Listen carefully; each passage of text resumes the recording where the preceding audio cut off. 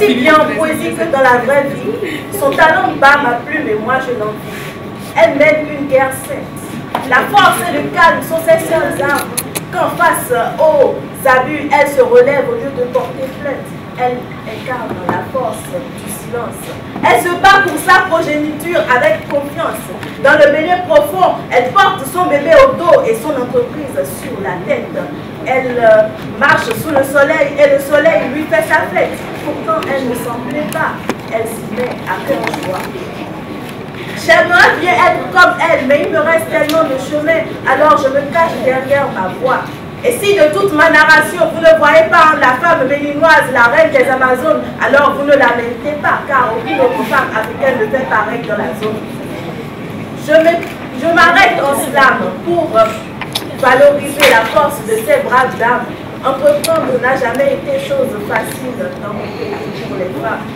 Et aussi bien en poésie que dans la vraie vie, leur talent bat ma plume et moi je les envie. Maintenant j'inspire. Je fais référence à l'histoire. Déjà depuis la nuit des temps, elle nous fascinait tant. Quand je crie martiale, guerrière, combative, répétez après moi Amazone. Martiale, guerrière, combative, Amazone. Entreprendre, c'est faire des choix. Les Amazones de mon pays en ont fait tellement de fois qu'elles prennent jusqu'aujourd'hui cette double foi. Et aussi bien en poésie que dans la vraie vie, leur talent bat ma plume et moi je les envie. Je lance un cri de rage, je prête la voix du slam, car contrairement aux rumeurs qui circulent et qui courent et qui disent que sans les femmes les hommes vont bien, moi je vocifère que sans les femmes les hommes ne sont rien. Sans les femmes le Bénin ne vaudrait rien. Martiale, guerrière, combative, Amazone. Elles, leurs talents battent ma plume et moi je les envie. Avant, c'était les femmes qui ont résisté et qui se sont sacrifiées. Maintenant encore, ce sont elles qui maintiennent debout le foyer. Ce sont elles qui délaissent leur vie professionnelle pour se focaliser sur les travaux ménagers. C'est elles qui bâtissent la nation.